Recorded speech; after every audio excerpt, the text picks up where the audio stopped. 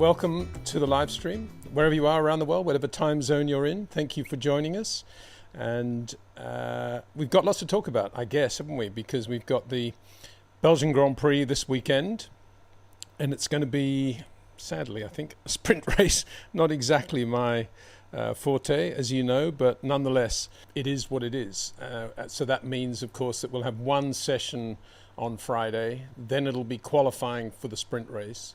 Then we'll have the sprint race on the Saturday, which I think is 15 laps or something, and then qualifying for the Grand Prix, and then the Grand Prix on Sunday. And in the middle of all of that, it looks at the moment from the predictions difficult to be accurate at this stage because weather is so changeable in that part of Belgium in the Ardennes forest that qualifying is going to be on the dry side. In other words, Saturday the sprint race could be dry, but the race on Sunday, at the moment, lots of clouds and rain seem to be falling over the graphics there. But anything can happen, as I say, and things can change at the last minute at Spa, as we've seen so many times.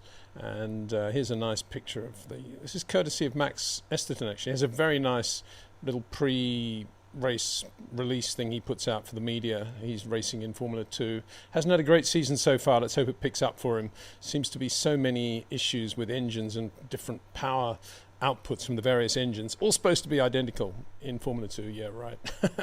Anyway, won't go down that path at the moment. But thanks to Max for that picture. Just reminds us of how much in the Ardennes forest that race is and how changeable it is. But it'll be nice to get back to Spa, won't it? Some great corners there. Eau Rouge, obviously.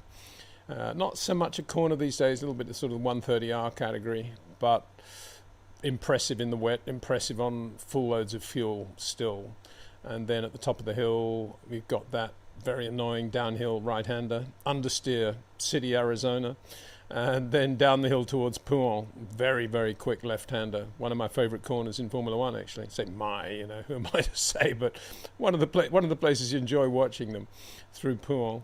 The corner where it's a very quick left-hander, I think it was 86, might have been 80, yeah, around there. Anyway, mid-80s. Nigel in the Williams broke the steering wheel going into that. And it's not that he was holding it massively tight, it was just the G-loading and the way he was loading the car. Anyway, the steering wheel, the outer rim came away from the spoke. Can you imagine that in the middle of Pouhon corner? This is in practice. And even Nigel was pretty spooked by that. Yeah. I think it was a Momo wheel. I may be wrong. We were playing between Momo and Personnel at that time. And then you come up the hill, of course, Blanchiment and the last chicane to the thing. So yeah, it's going to be classic Spa, isn't it, this weekend? All the weather and the Pirelli tyres. Interesting Pirelli lineup of tyres now. Obviously, still the hard, the medium, the soft, and then you've got the intermediate and the extreme wet for the wet. But the hard is much harder than it would normally be relative to the medium and the soft, if you see what I mean. So there's quite a big gap between the hard and the medium. So I think Pirelli are saying this is to make it a more interesting race, to be honest, and sort of, two-stop strategies come into play. Although around Spa there are so many other variables that I'm not sure they need to be playing around too much with compounds, to be honest. But anyway, the hard is pretty hard. That's what we need to go into this weekend thinking about. So on that basis, the one I've been on the road, as some of you may know, 2 trips actually. One was an aborted trip, which was going to be the road trip all the way to Estonia. We got as far as Germany, and I got so sidetracked with so many things going on there. Nurburgring, Porsche Museum, and then we went, I'm just about to show you now, we went to Belgium as well. That by the time I'd looked at the sort of diary and realised that I needed to be back anyway, much sooner than I thought after the Rally of Estonia, that I would then drive back all the way to Spain and then fly back to Estonia. So yeah, I've done a lot of miles, and I probably look a little bit bleary-eyed right now. Apologies for that. But yeah, so what we did, we went to Germany, but I also went diverted, if you like, to Belgium on the basis that it is the Grand Prix coming up. And I've always loved that part of Europe anyway. And Belgium is, for me, synonymous with Spa, synonymous with Zolder, obviously, and then Gilles. Spa is a circuit. I've said before, I don't clamour to go to Spa as a fan or even as a journalist, because I find that place quite spooky. and it's because of all the ghosts and the memories in that place. And I just find it quite a difficult race actually to attend. So anyway, that's just me personally. It's not that significant, but I did once when I was working with Speed TV stay at Bastogne long before Band of Brothers was made, actually, because I was always fascinated by and super impressed by the role of the, obviously the Americans and how they withstood that Battle of the Bulge, that last attempt by Hitler to get through the Ardennes forest in 1944, the winter of 44-45. And Bastogne played a real role in that as a town that had to be defended. And so I did go to Bastogne, got to be at least 15 years ago now. I just stayed there, and it's about an hour's drive north up to Spa when you stay there. And I think I've told this story before, but I'll tell it again.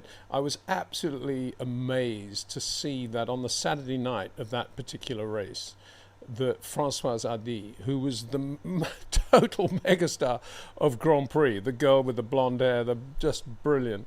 And she was a very good singer as well, and we all went out and bought her albums as well after Grand Prix. Was actually performing live, singing live in Bastogne on the Saturday night of the Grand Prix. So I went that Friday, I went up to, I made a beeline to Bernie's bus at the track and said, Bernie, can you believe this? Françoise Hardy is in town. We should get her to the race on Sunday, get her to do a parade lap. Everyone would be absolutely amazed to have her there. And what a great thing to have her, the girl from Grand Prix, the movie, at the track. And Bernie sort of said, nah, rubbish, and just walked away, and that was it. So nothing ever happened. So that was that. Just my Françoise Hardy story. And of course, I didn't get to see her because I was working at the track that weekend. Anyway, getting back to the point, I went to Bastogne again, just because, and we stayed there. I just wanted to go to Bastogne again. And this is one of the first things I saw when I got there. I thought, yeah, this place really has its heart in the right area of human endeavours, doesn't it? Because there was some sort of classic car show going on whilst we were there. Amazing. I never actually got to see the show, but that we just walked out, Jack and I just walked out to find a restaurant, and that was the sight that greeted us. Cobras, GT40s, mega, totally brilliant. And then the next day we went to what is a relatively new museum for the Battle of the Bulge, and it's incredibly well done. This is you go to the museum and have a look at everything, and then you can go out to the Bois Jacques, the Jack Wood, which was one of the scenes of the battle, very near the town of Foy, which did feature in the Band of Brothers, and they've beautifully done. They've just kept the wood as it was, and you can see there. That's two pictures I took of. I'll just do that again, I think, won't I? Fairly quickly. It's just beautifully done. The wood is exactly as it was, and you can look at the foxholes that were dug by Easy Company in their defence of that area. I know this has got nothing to do with Formula One, but it's very impressive. And the sorts of young guys that were doing that and weathering the storm and the winter and the conditions in which they lived are the sorts of guys today who are out there racing, to be honest. And, it's always good to remember them, I think. And just to go back to that picture again, you can see, obviously that's winter of 44, 45. And then you can see the little American flags everywhere where one of these poor guys lost their lives. So, yeah, that's not to be depressing. It's just to say that is part of Spa's heritage and history. And I hope that will never be forgotten because they've done such a good job with that museum. We then, I mentioned and I've shown, I think, a few pictures on YouTube and also shorts and stuff of the Porsche Museum. The one, and I've still got to say, my favourite car is, I think, the Porsche Carrera 6, 1966, of all time. I just love the simplicity of that car. And I loved the fact that at that time, if you had a reasonable amount of money, not a massive amount, you could go out and buy one and go racing with it. It's just a beautiful car. I loved that car, and I didn't show that exact picture, so I just wanted to do that and indulge myself. And then, of course, in the last week, we've been up in Estonia, where I think I was privileged to see the brilliance of Oliver Solberg finally given its reward to win the Rally of Estonia basically from start to finish. He's just given a one-off drive at 2 weeks' notice, I think it was, less than that probably, that he's going to be driving a Rally 1 car. It's just like going from Formula 2 to Formula 1. And just he rang his co-driver, Elliot Edmondson, who was in London having dinner with his girlfriend or wife, celebrating their win in the Acropolis Rally, in the Rally 2. Got the phone call from Ollie saying, oh, we're going to be driving a Rally 1 car in Estonia. And Elliot says, oh, okay, good, all right, well, we better get started. And so they were going to do new pace notes anyway, and they'd done a few. And they just went out and took it very calmly, got on with it, and won the rally from start to finish. And it's easy to say that, but when you think of the guys that he beat in Toyotas, in the Toyota team, not the least of which was Kalle Rovanperä, former world champion, yeah, and all the other seasoned guys, Elvin Evans, who's leading the championship, or was up until Estonia, Katsuta, Sami Pahari, who got the drive at the end of last year for his success in Rally 2, and they didn't give it to Ollie, because I guess he was a Skoda driver last year. And they gave this full marks to Toyota for giving him this opportunity, because he is just the most amazing talent. And I said, as before I went up to Estonia, I said, I'm going up basically because I want to see Ollie Solberg in a Rally 1 car. I just can't wait to see it. He did do some Rally 1 drives with Hyundai a few years ago, but they didn't go very well. I don't think they got the best from him any more than he got the best from himself. But I wanted to go and see it in the Toyota because I just had this gut feeling that he was going to do something very special.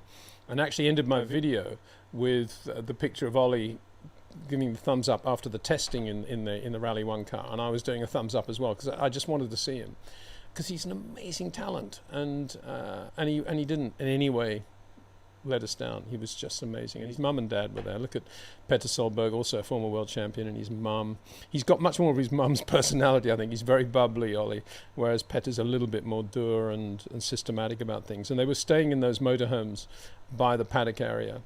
The power went down Sunday morning, as they do with motorhomes, and Peter, I think, got much less sleep than Ollie. Ollie was pretty calm and cool about the whole thing.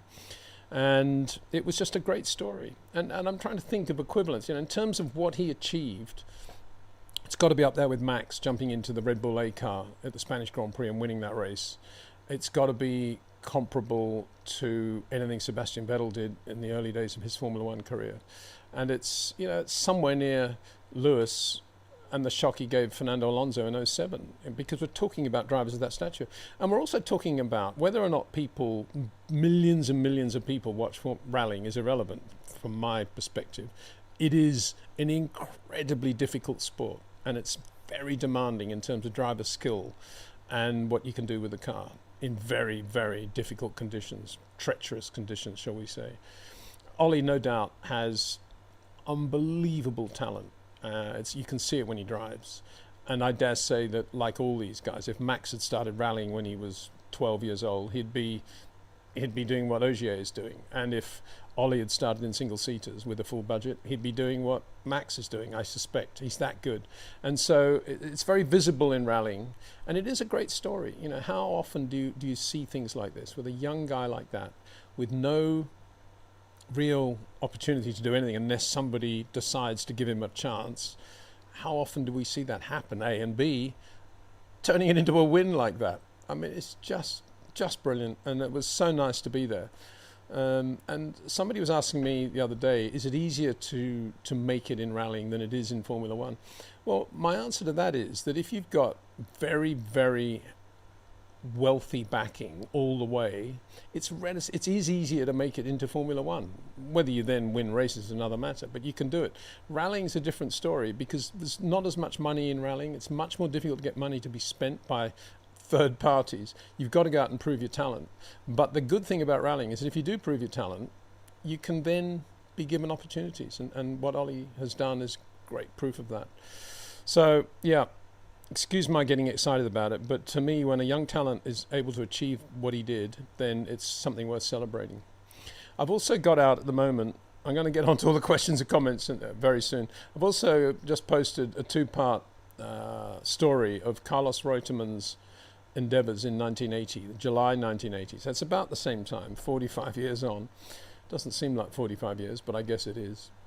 Of what Carlos did between the British Grand Prix, finishing third in the British Grand Prix, and the next sporting event he did, which happened to be the Rally of Argentina, round of the World Rally Championship, where he was driving a third factory Fiat 131 Abarth alongside Volterol and Marco Allen and Attilio Bettiger, actually a fourth car. And he finished third. He finished third on the podium, and he finished third in the British Grand Prix in the Williams. And so he had 2 podium finishes in Formula One and World Rally Championship, WRC, in the space of 11 days. And in the middle of all that, or just before the British Grand Prix, the day before, he won the BMW M1 Pro Car race at Brands Hatch as well. So in some ways it's a tribute to Carlos, I think, these 2 parts and how good he actually was as a racing driver and how versatile he was. It's also a reminder, I think, of what can be achieved. It was like Jim Clark winning the Indy 500 and the Formula One World Championship in the same year.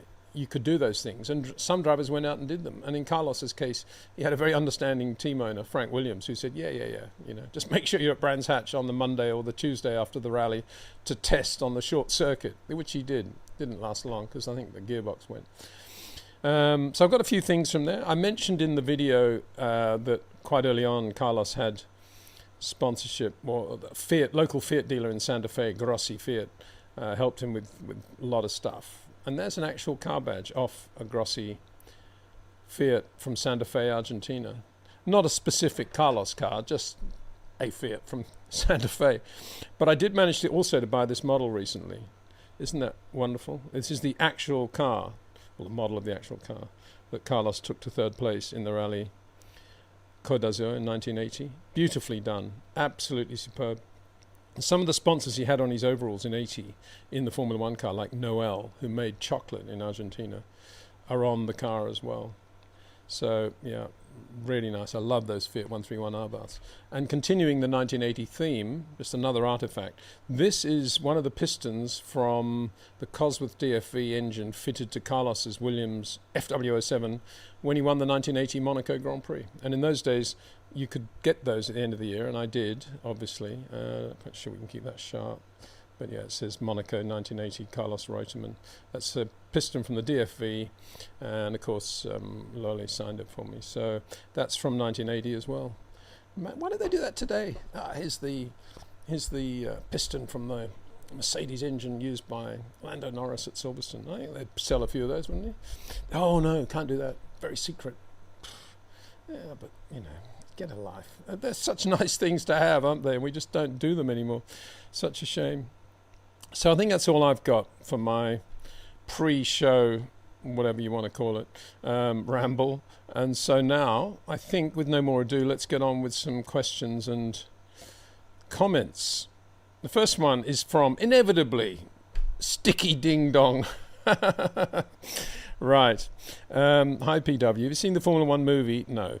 If so, how many stars out of 5? Well, pass on that one, I'm afraid. John Frankenheimer's 67 masterpiece, Grand Prix, remains the gold standard of motor racing movies, in my opinion, even if, and there's another question, 2-part, I guess, even if, like all of these types of movies, it's glibly melodramatic in how it tells a story about their off-track lives.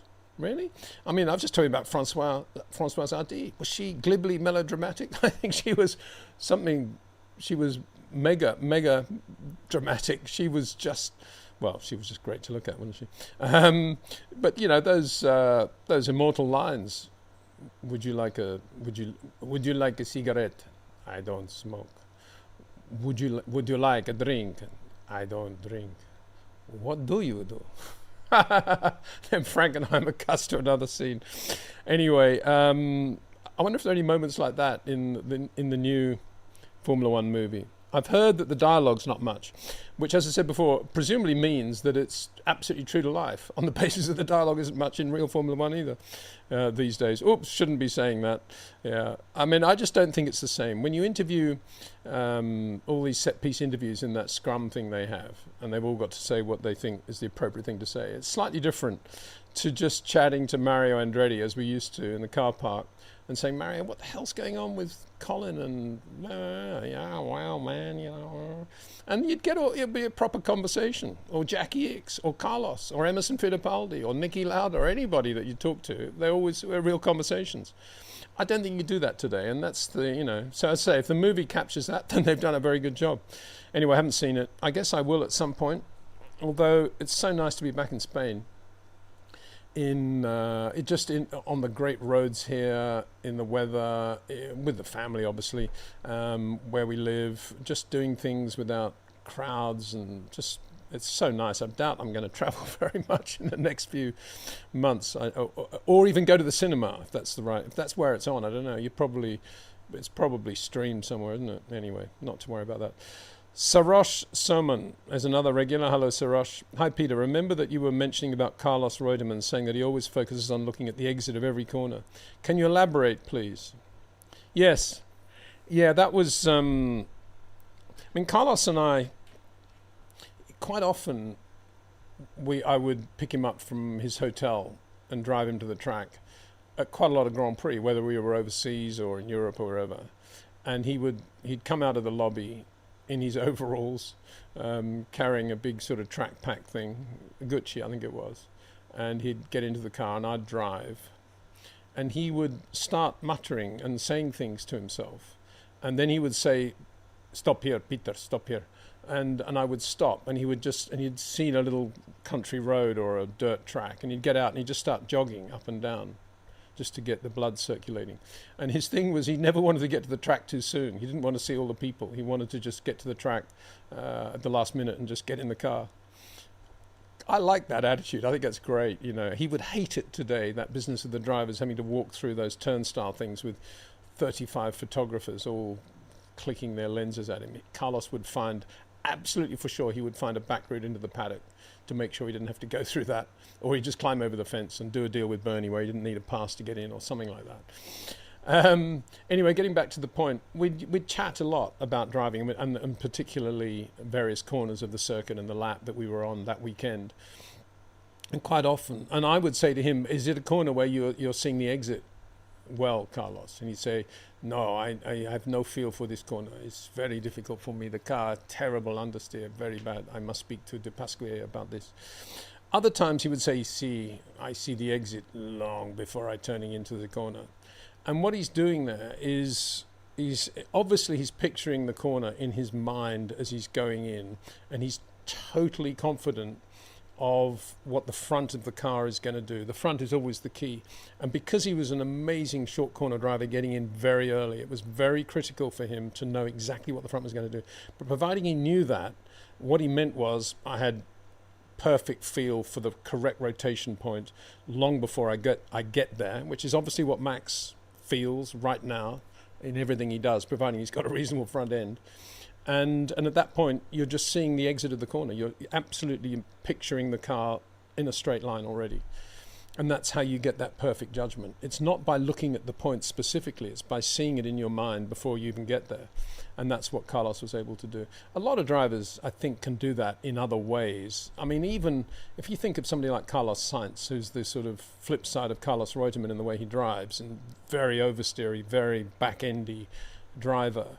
Even Carlos Sainz is thinking, I know that little spot I want the left rear to be running to, even before he's gone into the corner.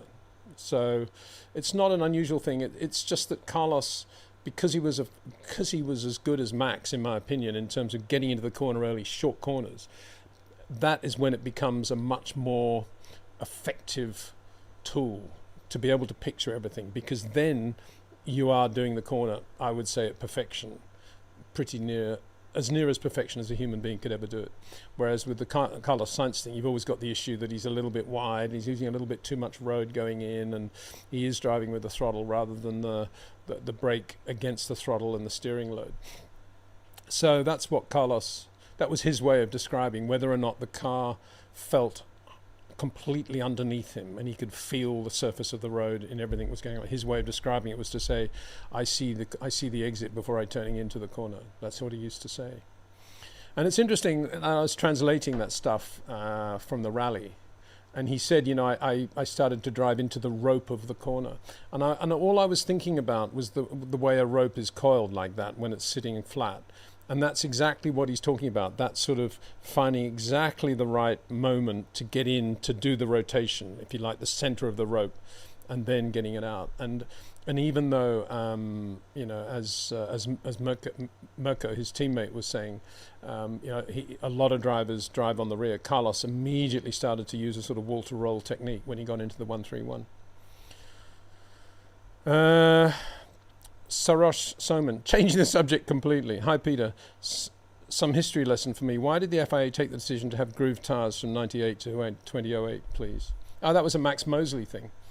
It was a Max Mosley thing. He was president of the FIA, appointed by Bernie, basically, using a little scene part of the regulations, voting regulations. Well, it had always been there. Nobody had ever really exploited it because it was always sort of the Jean-Marie Balès type election. But with Max, Bernie and Max realized very quickly that all they had to do was get a lot of the countries that nobody's ever heard of in terms of motor racing to vote for Max, because they all have one vote, and to do all that behind the scenes. Obviously a little bit of money was transferred and a few other privileges for those countries, and they got all the votes and Max got in. So basically then that Max was Bernie's guy running the FIA, and then Bernie had complete control of motorsport.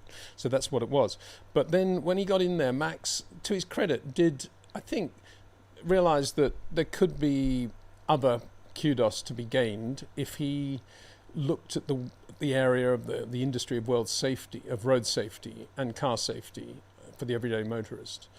And one of these things that he did was to say, well, in that case, we're going to be relating Formula One more to road car development and safety. So why don't we put the Formula One cars onto treaded tyres? That's what it was. I think it was as simple as that. It wasn't a thing to suit one tyre company rather than another initially, anyway. It was literally, let's make things a bit more difficult for the drivers and the teams, and won't it be good to have these narrow track cars on treaded tyres? Of course, it wasn't good. The cars, in my opinion, the narrow track thing was terrible. That was, in theory, to make it easy to overtake. Didn't work because they were still too big. And then the treaded tyre thing was, speak to Fernando Alonso about it. It was just a nightmare because graining had been in the vernacular of Formula One for quite a while before treaded tyres.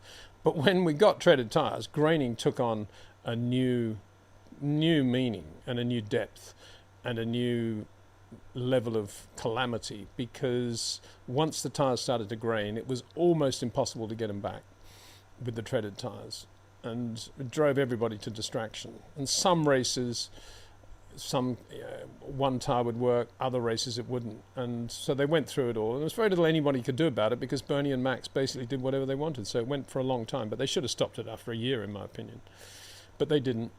And so that was the period also when Max banned the use of spare cars, which I think was a mistake, and I still think it's a mistake, and cut back a lot on testing as well, which I still think is a mistake, and a lot of other not good things happened. But then again, as I say, credit to Max, he did initiate quite a big safety revolution in Formula One, particularly obviously after Senna's accident in '94. But then he continued that. He didn't allow it to just peter off, and he did a good job in a lot of other areas, particularly cockpit driver safety, survival cells, and also Bernie, coincidentally, possibly, but happy coincidence, seeing that the future, so far as he could perceive Formula One, was to get governments of countries to underwrite the cost of building ridiculous super circuits in the middle of nowhere in order to be on the World Championship calendar. And it worked. And we still have quite a lot of them there. Some of them have faded away. Turkey and Malaysia, two good examples. China is still going. India, Korea. What happened to those tracks? Anyway, again from Sarosh, Peter, what is Helmut Marko's role in Red Bull, and how does it differ to what Christian was doing? To me, it looks like both of them having overlaps in every aspect except matters related to contracts, etc. I don't think so. I think Helmut worked for Red Bull and basically, and still does work for Red Bull, and basically represents Red Bull's interests at the Grand Prix, whether it be the Red Bull A team, Red Bull B team, or indeed all the Red Bull drivers in Formula 2 and Formula 3. They're all basically part of Helmut Marko's responsibility. Whereas Christian was team principal of one team, the A team, with a little bit of responsibility for the B team. And that had grown over the last 12 months, I think. But now he's gone. So I presume Mekis will have the same thing now, partly because he knows the B team so well anyway. But so far as Helmut Marko goes, he is Red Bull's guy there. So there wasn't a lot of overlap in what they did. It was, if it came down to Christian Horner saying, I think we should get rid of Sergio Perez, Helmut Marko could have said, no, we want to keep him, Red Bull want to keep him, we've got to keep him. And Christian would have said, oh, okay, all right, well, I can work with that. I will go with that sort of thing. I guess in that sense, Helmut might have had more power, but I don't think it was any more than that. The overlap was about that at its max. Right, I've got the chat box is kind of frozen. I've got a blue arrow, which I'm going to press in the hope that it releases it, and it does. It's working. Okay, good. Aaron Lee, hi Peter, what do you think the racing would be like if they created a rendition of Monaco and Nevada but with massive runoff around the whole track? Well, yeah, obviously that's something I've been talking about for, I don't know, can I say years now? Yeah, it is years. All this stuff about going to street circuits and how wonderful it is to be in Miami and Vegas and all this stuff. I've always said, to me, the holy grail is to replicate the great circuits of the world, Brands Hatch, Monaco, the Nurburgring, North and South circuits, and other tracks in the middle of places where it can be afforded, like Nevada, and build them there. And Monaco's one, but I think even better would be the Nurburgring. Build the Nurburgring exactly as it is, with exactly the same corners and elevations in the middle of the desert. Have lights there, so people can. I mean, it's an industry, and it absolutely would work. There's no doubt in my mind that it would work, because going to the Nurburgring this time and see, I just thought there'd be sort of odd cars going out, and it would be what it used to be, but there wasn't. There was like a lineup of cars, and most of them were GT3, GT4 Porsches, a few hypercars there, one or two ordinary cars, but not many, and there were just people lining up to do very, very fast laps of the Nürburgring, very fast laps of the Nürburgring. And it's just endless. It was absolutely non-stop, 7 days a week. And that's what would happen if they did a rendition of that circuit in somewhere else. And if they made it safe and it had decent runoff area, but it had all the elevations and all the corners and the curbs, everything else, it would just be the most amazing thing. And we could hold a German Grand Prix in America, and vice versa, I guess. And we could hold it under lights. You could do a million things. I don't know why they haven't done that, because this is the era in which that should have been done, because this is the money era for Formula One with Liberty there. And to me, that was the obvious thing to do. Brands Hatch as well, great circuit. Fantastic race circuit. Not, I say fantastic because you can't imagine, I'm using it in the true sense of the word, it's a fantasy race circuit because it combines great corners, paddock bends, clearways, with undulations, and it's a relatively short lap, so it's really good for racing too. So, why wouldn't that be recreated somewhere? And we know it's all too tight in terms of the paddock area. You build all that into the new place. Same with Zandvoort. Go back to the old Zandvoort. If there's not enough room there, go back to the old track and put it into a place where it actually can fit and work. Middle East. I say Nevada. You can do all this in the Middle East as well. And I'm glad you're mentioning that, Aaron, because it's a drum that I've been beating for quite a long time now. And I think they would be just as successful. They'd certainly have much more longevity than a street race, and they'd be just as successful as the Grand Prix in those countries were. I've got to break here, though, and say I did actually spend quite a lot of time going around the South Circuit at the Nürburgring on this occasion, and it's incredibly impressive. The South Circuit, for those that don't know about it, is not the new Grand Prix track, nor is it the old Nordschleife. It's what used to be called the South Circuit, still is, and it's the Südschleife, and it's just basically a loop that goes down the bottom of the circuit, downhill and then uphill. And I'd never realised how quick it was. It's just one series of S-bends and fast sweepers after another, with trees both sides. Now it's trees. Those days I think it was more hedges, and the hedges have kind of grown into trees. You can do virtually the whole lap. And when you think about driving Formula 2 cars around there in 67, 68, and how quick those Formula 2 cars were, how light they were, how quick they were, usually that race, the Alpha-Rennen, was held in April. In 67 it was snowing, and they still raced because they didn't want to let the crowd down. It was ice on the edge of the track. It was snowing, and they still raced these Formula 2 single-seaters. And they all would have been fourth, fifth gear most of the time, round the lap. I mean, just incredible. That, if more than anything, that to me puts Jimmy's accident at Hockenheim in 68 into perspective, because he was actually not doing anything different to something he'd done year in, year out at many circuits, particularly the South Circuit and the Nurburgring. Alessandro Durango. Hi, Peter. Another regular. Hi, Alessandro. I'm going to Spa on Friday and Saturday. My seat is in GP2 grandstand between La Source and Eau Rouge. Wow. What do you suggest to focus on most? Well, A, have a great time. B, I think you'll find the French fries, the chips, the patate, are nicer in Belgium than any other country in the world. You've got to have them with mayonnaise. C, if you get there early enough, try and drive around the old circuit, which you can do. It's a public road, and there's another great chip shop, and the Master Kink, actually. And D, it kind of depends where the grandstand is. La Source, of course, is the tight hairpin, the right-hand hairpin, and then they go barrel down the hill into Eau Rouge. If you're in the middle there, I think your time would be well spent looking left as they're going into Eau Rouge, and you can look at the various degrees of sparkdom coming from the cars. There'll be different ride heights going through there. Who's lifting and who's not? But blink and you miss it because they go through so quickly. If you're further up the hill, the exit of Eau Rouge is pretty good because it's pretty wide and you can get the power on quite early, and the cars usually have quite a lot of angle on them coming out of La Source. So worth looking at that as well. And I think seeing who gets the car straightest soonest will give you a little bit of a feel for how they drive. You know, you'll see guys like Hadjar and Max and probably Charles, well, definitely Charles, coming out more or less straight, and you'll see other guys leaning on the rear more, like Sainz, like Liam Lawson, like Yuki Tsunoda, and you'll see differences there.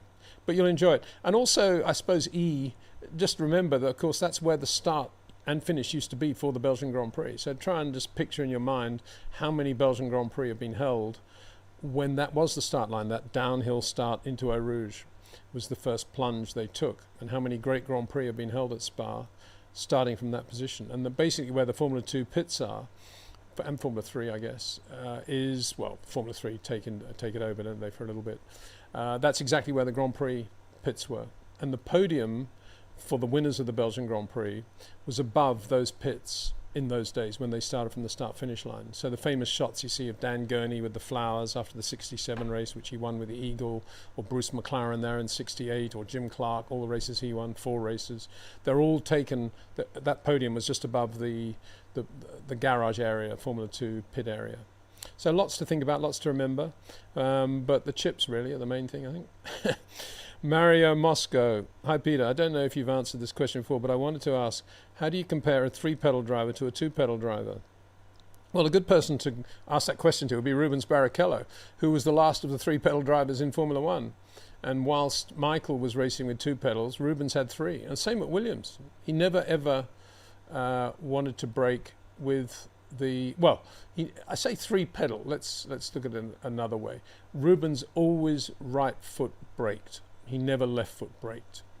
Of course, he didn't have a foot clutch. So in that sense, the last 3-pedal driver would have been, around 92, 93, I would imagine. There were some teams still running foot clutches then, but then they more or less went away from that with the paddle shifts. And so I think it's a question of whether you're asking me to compare a right foot braker with a left foot braker or 3-pedal to 2-pedal is, to me, there's quite a big difference. I mean, Jim Clark in 1967, back end of 67, said to Colin Chapman, I think I can probably do a bit more with the car if I could brake with my left foot periodically when I want to, just to get the car settled or do this or do that. And so Colin actually built a Formula 2 car with 2 brake pedals for Jim Clark for 1968, and it was literally the normal brake pedal, and there was a bar across the bottom, and then another brake pedal the other side of the steering column, which allowed him, or would have allowed him, just to brake with that left foot mid-corner or whatever. And he never got to drive the car because sadly he had the accident at Hockenheim. So that it was that early that drivers, well, Jimmy certainly was thinking about left foot braking.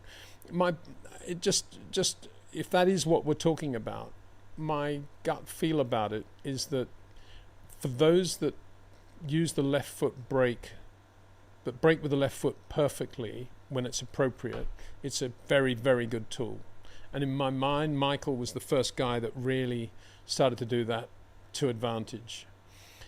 However, I think the downside to left foot braking is that it's very, very easy to over brake if you've got, say, understeer, and you want to start killing the understeer by giving it a bit more brake, maybe just changing the load, the weight transfer. And it's very difficult for some drivers, and I'm talking midfield Grand Prix drivers now, to distinguish between improving the balance or just making the car slower and slowing the car down too much. And of course that is the effect. Whenever you brake, you are slowing the car down. And that's why in rallying they try to avoid the handbrake as much as possible, even though it's a very good way of getting the car to move. And so it's only the great drivers that have been able, I think, to find that balance between left foot. If you take Ralf Schumacher, who's pretty good, quicker than Montoya when he was on it, and at Williams, say, and quite capable of winning a lot of Grand Prix in the right car. To me, he was a guy, Jarno Trulli was another. They were guys that if they had to start braking with the left foot to balance the car, they would tend to go towards just slowing the car down a bit too much. Whereas a guy like Max would just not be in his nervous system to do that. He'd have so many warning bells going off inside his psyche at the moment that he's actually slowing the car down too much rather than just balancing it. He wouldn't even go near there. He wouldn't be able to. His body just wouldn't let him do it. And so that's the thing about left foot braking. You have to be very careful about it. Of course, all cars today require left foot braking, so it's very easy to overuse it. That's why when I do corner analyses, periodically looking at interesting corners when they appear, and I'll try and do some from Spa this weekend and look at the braking traces. That's why I always make a point of talking about the drivers that have really, really good throttle to brake movement rather than overlap. Overlap, talk to most engineers, is not a great thing, particularly if you're just stopping the car. And Charles is an example of a driver today who I think has incredibly good coordination between the throttle and the brake. And Piastri is very, very good in that area too. And that's why that's very important to see, because that then gives you an insight and I think that is directly related to your ability to feel the difference between balancing the car and slowing down the car. Jenson Button in his era was very good at that as well. I don't think he ever would have been guilty of throttle overlap. He might have been guilty of using too much left foot brake mid-corner just to get the car slowed down a bit more if he wasn't comfortable with it. But in terms of just braking in a straight line, he was just absolutely incredible in terms of his coordination. So, yeah, interesting question. Very good question. And I haven't yet found an answer. I haven't yet spoken to anybody about whether if you are a left foot kicker of a football, it actually helps you left foot braking in a racing car. It's an interesting point. We had this question about a couple of months ago, and I haven't asked. I still got it in my head to ask somebody that might have some input on that, and I'll continue to do that because it is an interesting point. M.A. Khan, another regular. Hello there. Can you compare the 7 times world champions Schumacher-Hamilton style? Do you agree Lewis was probably better at tyre management but has longer corners? Schumacher quicker on raw speed and handling a difficult car? ? I think, the longer corners that Lewis is using at the moment and has been using basically since Barcelona 22 are not typical of Lewis as a driver prior to Barcelona 22. And I think, if we take Abu Dhabi 21 as the last sort of demarcation point of Lewis in that. I think up until that point, he and Michael very, very similar in the way they drove. Very similar. I think since then, Lewis, because he's got fewer tools with which to work than Michael had in his era, I think he's talking about electronic things on the car. I think Lewis has changed, and I think because time management in 2022, 2023 was a completely different art to the Michael era. We're talking two different things. We're talking about the Pirelli monopoly. We're talking about these compounds that go off the shelf. This wasn't anything that Michael had to race with. Two different things. So you can't really compare Michael's time management with Lewis's, if you like, inability to handle time management post Abu Dhabi 2021.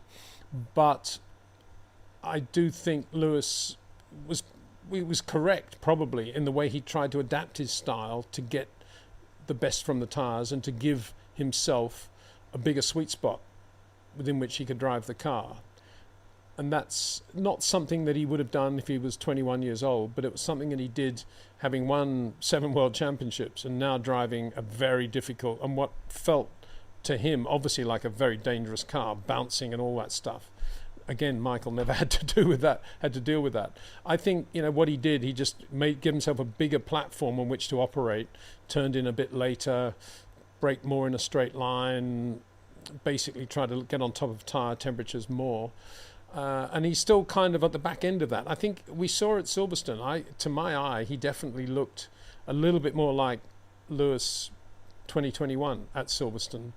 So we'll see at Spa how it goes for him there. But it's difficult to compare in those areas I've just described Michael with Lewis. But I do think that when Lewis was in a Merc, compared with Michael, say, in a Ross Brawn Ferrari, then I think they were very similar in the way they drove. Both short corner drivers and both very, very accurate in everything they did.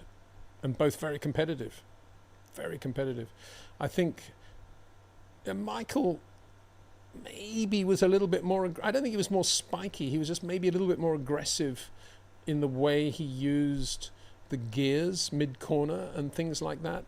We kind of take that for granted now, but in Michael's era, he was, I think Nico Rosberg took that to another level in the way he was using gears mid-corner, accelerating up mid-corner with gears. And I think rather than have to, whatever gear you selected for the corner was the gear that you used to be in, was the traditional way of driving.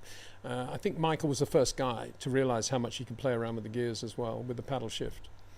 Something that Ayrton would have loved, of course. So, yeah. Interesting question again, thank you. Wow, some great questions today from everybody. Thank you very much.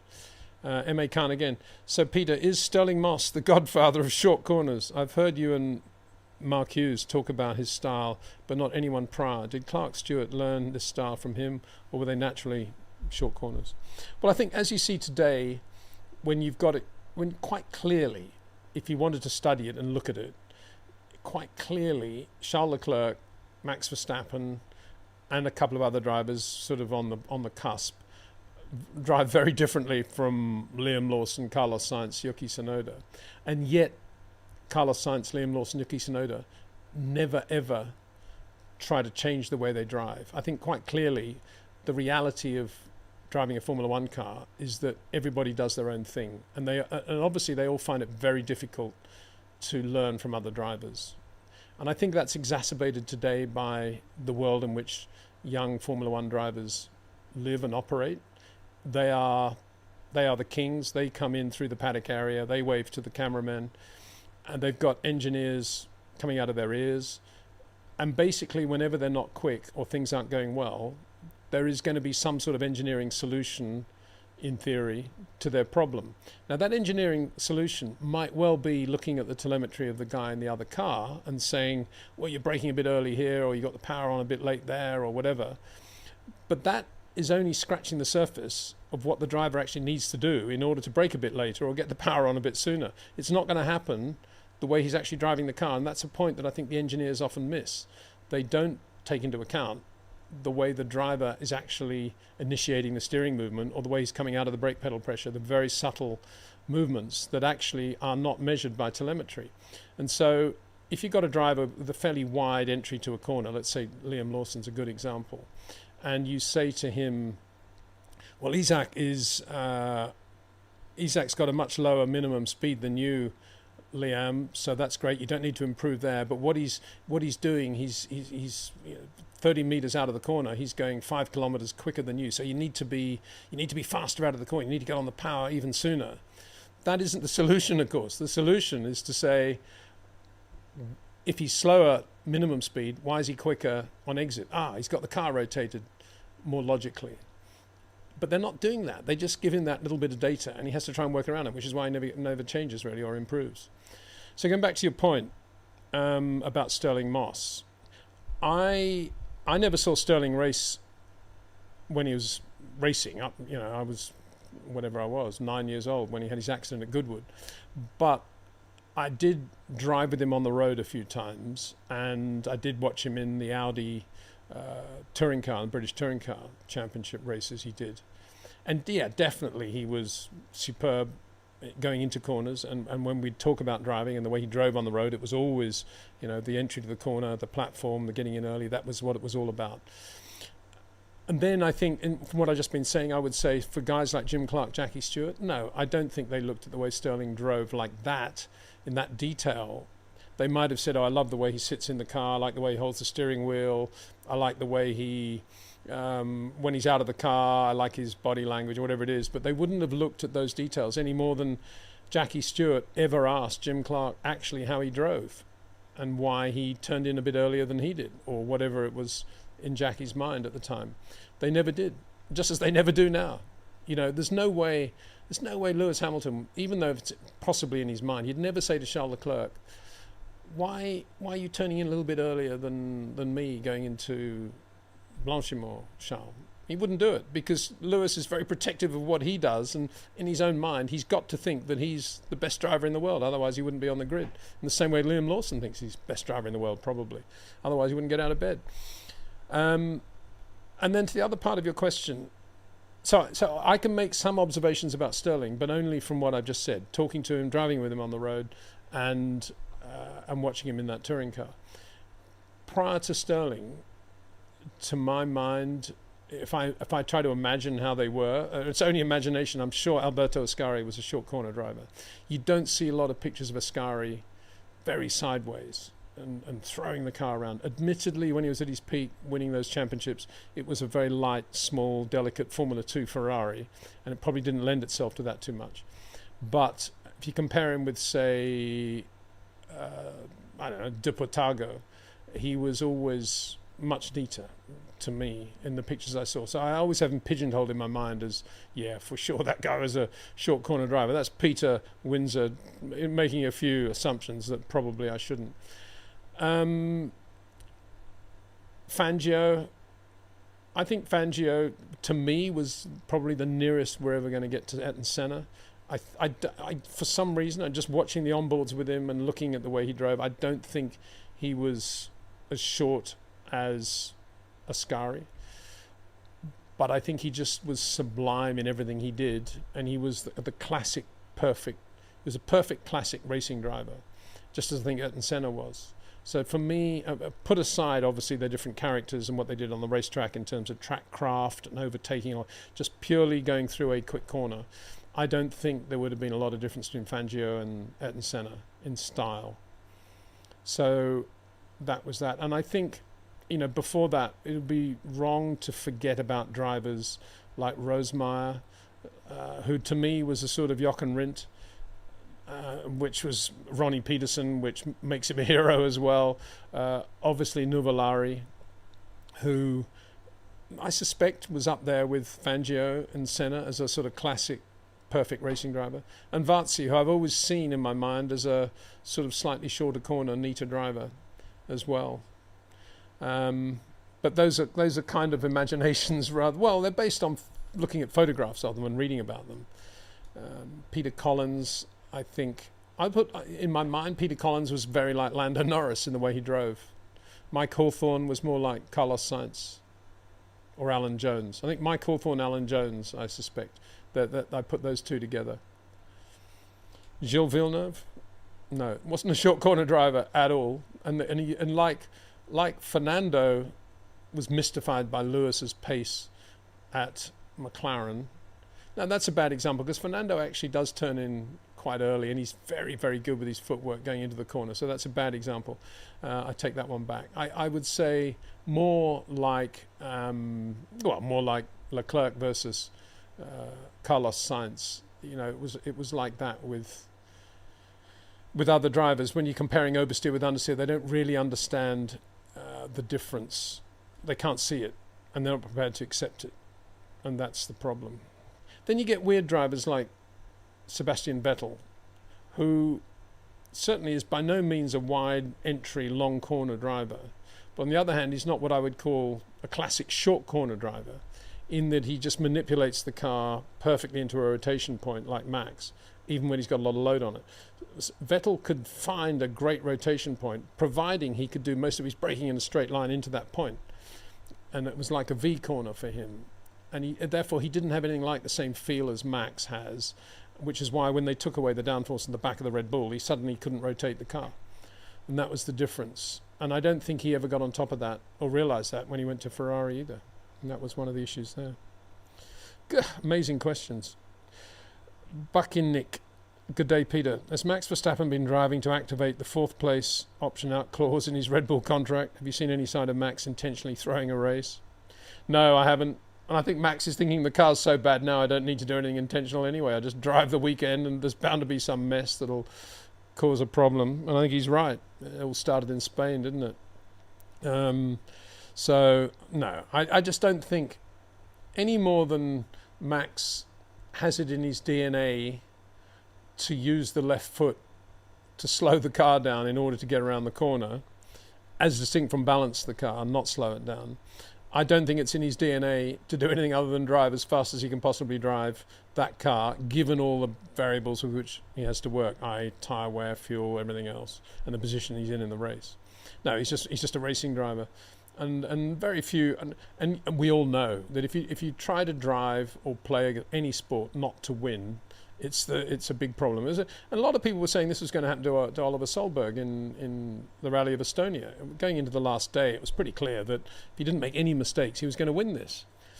And yet, how do you then drive in order not to make mistakes in a rally where you've got trees both sides, and in order to even drive the car, you've got to be sideways?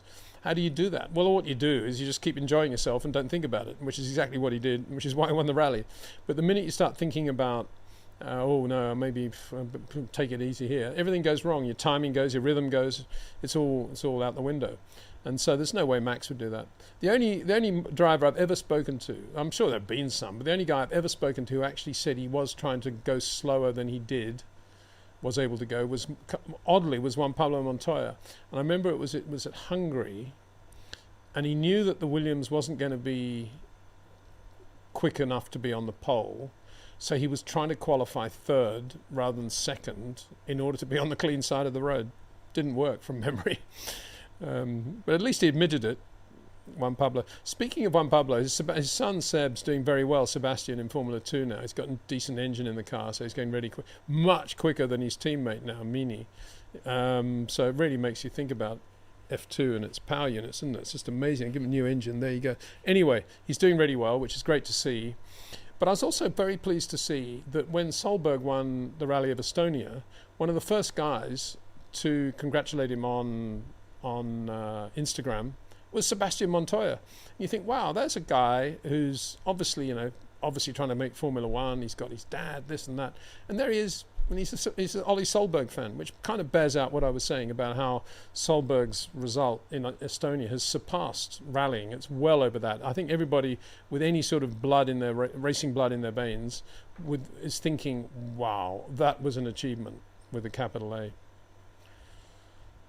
Okay, Chris Block says, hey Peter, would you rather be the second driver on a Chapman-Clark team or a Newey Verstappen team?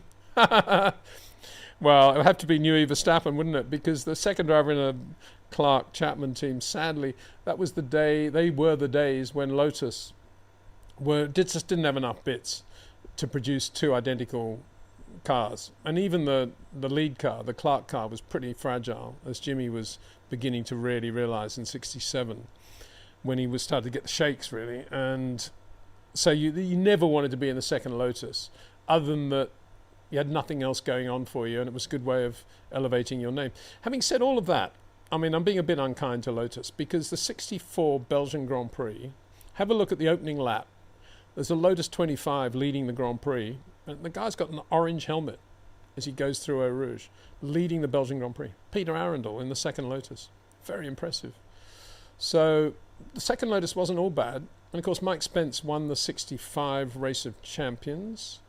And what else happened with second Lotuses? Trevor Taylor was second in the Dutch Grand Prix, '62. So yeah, you know, I'm being unkind, because there were some good results, some good Lotus results, even in those days. But if you really cared about, you know, your well-being, you would rather be in a Newey car, I think, with a lot of Red Bull money behind you to pay lots of people to make that car fairly rock solid. But you'd get blown away. I mean, if you're asking about, just talking about pace, you know, who's going to overshadow you more, Newey, Verstappen, or Chapman Clark? Well, you know, those are, though you've mentioned there, the two dominant duos in the history of Formula One, really. Chapman Clark, Newey, Verstappen. It's difficult to think of any other. I suppose Brabham, Toranak would be the third that you'd put up there. But they don't come much better than those two partnerships. Sema Dragun says, Hola. Thank you. Trail Break 3 says a sprint weekend around a 4.5 mile wet circuit. Yeah, right. Well, you know what my thoughts are about sprint racing. It's all a waste of time. We should just get on with the normal Grand Prix, and we should have 2 sessions on Friday, qualifying on Saturday, or another session on Saturday morning, qualifying, and then the race. And it's all, you know, nonsensical. Anyway, thank you for your message there, Trail Break. Musa Nguni. Peter, I'm curious, who do you think will win the race this weekend? Also, between the two Aston Martin drivers, if Adrian delivers that rocket ship, who's likely to bring it home? Well, this weekend, what is it? I think it's you know, I'm a bit what's the right word? Confused, probably, by the relative performance from race to race of the various teams. But I would be surprised if Mercedes aren't very quick this weekend, as indeed they were last year. And it looks to me like a George Russell type weekend coming up. But having said that, Ferrari might be there too. Obviously, McLaren are always going to have a very good average, and they may do their normal thing of, well, they'll have to do their thing in reverse, won't they? Well, no, they won't. They'll do the same thing they did at Silverstone, maybe, and not run. They can get away with not running. They can get away with running quite a lot of wing in the dry in qualifying, because the car is so good, and it'll be so quick around Pouhon, Blanchimont up the top there, that when race day comes, they'll end up with more wing on the car for the wet, and it could well be the same thing. So McLaren, obviously, that'll be their card they'll be playing, but it kind of depends on whether the weather forecasts are that accurate. But if I had to put money down, I suppose I'd go for George, I guess. And the other question about the Aston Martin drivers, we're talking about next year. That's when the Adrian Newey car will appear, really. Well, it will appear. And, well, if it's Fernando versus Lance Stroll, I don't think it'll be much to talk about that. I mean, Fernando will just disappear in this rocket ship, will he not? I mean, Lance Stroll, if it's a good car, Lance Stroll and 10 other drivers will be able to drive it very quickly, or 10 other drivers. But Fernando's still very, very good, and he will love it. The question is, I guess, whether he will keep that drive if, say, Max is on the market, and we don't know yet.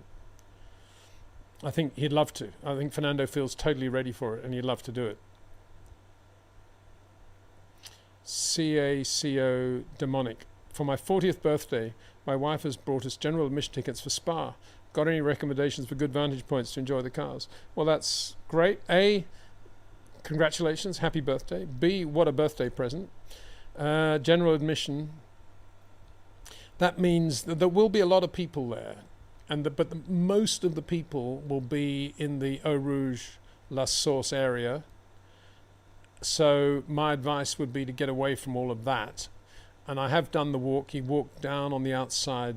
You can walk from the outside of the approach to La Source all the way down to Stavelot, and it's good. They're fast there. If you can, let me think about how you do that. You want to be, if you can, on the inside of the track, looking at the entry to Pouhon. And you can do that. How can you do that? There must be a bridge. So remember, you've got to get over to the inside of the track, basically, wherever that bridge is, and then walk from Eau Rouge over the hill and over to Pouhon corner, the left-hander, downhill fast left-hander. It's a great corner. You see them coming down the hill out of the tight left, and then they go into Pouhon, and then they're going off towards Stavelot. And I've watched them there, and it's really good, really, really good. So, hope you can get there. John hi Peter, always enjoy your videos. Hang on 1 second, I just got a phone call coming in. Sorry to bring up a potentially sore subject. Aside from the abolishment of the proposed cost cap, what do you consider the main reason USF1 failed? It wasn't the abolishment of the cost cap. It was that Ken Anderson and I believed that we could do a team carrying the name USF1 around a car that was designed and built in the United States, in that wonderful racing technology corridor on the East Coast from, say, Charlotte down to Daytona, carbon shops, machine shops, everything else you need. Operate it from Europe, obviously. We were going to operate it, as it happened, from Spain. And Max thought it was just the greatest idea, Max Mosley. And I remember him ringing to congratulate us on the idea. I was in America at the time doing a roadshow to promote the team and raise money for it. And in our mind, because David Richards' attempt to bring a 11th team to the grid had failed, in our mind, we were filling 2 places on the grid that had been empty for a long time. In other words, it was only 20 cars as it is now, and we were another team joining Formula One, an American team. And we wanted to do everything in a logical way. We wanted to build the factory, get all that going. We wanted to design and build the car, get all that going. If possible, test whenever we could, but do quite a lot of, obviously, wind tunnel testing and everything else. And then get it, obviously, the crash testing process as well. And then over, say, an 18-month, 2-year period, come to Formula One, start walking before we could trot, and then trotting before we could run, and do everything in a logical way. Instead of which, basically, we agreed to go ahead with the whole thing in March, April 2009. And because Bernie and Max were then having a big fight with the current teams about the Concord Agreement and where that was going to go, they very quickly decided that they would set up a spoof alternative world championship for 2010 for, guess what, teams like the one Peter Windsor and Ken Anderson are doing, and all these and other teams could come and join that as well and be a new world championship. The only problem was all the cars had to be ready and track tested, crash tested by February 2010. So rather than going from a 2.5-year glide path to do the team, we were suddenly having to do everything in 8 months. It was absolutely ridiculous. And when we asked the FIA for dispensation to allow us to have at least 18 months to do the team, they said, no, if you don't do that, you'll lose your slot in this new championship we're doing. So I still feel very bad about, obviously bad that the whole thing didn't work, but I feel much more let down by Bernie and Max and the way they controlled Formula One then, and ruined our opportunity to do that team in a logical way, in the way that Haas did it. Obviously Haas had much more time to, from the point where they announced they were going to do it, actually to go racing, and they used Delara to do the car anyway.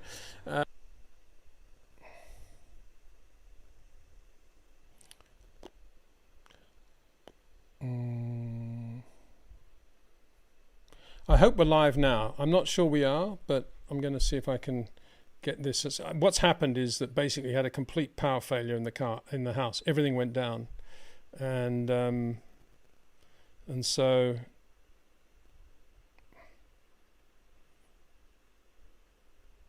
I'm not sure if we're live now. There's nothing to tell me that it is live. So I think maybe the best thing will be if I kill this live stream and start again. Not going to be easy, I don't think.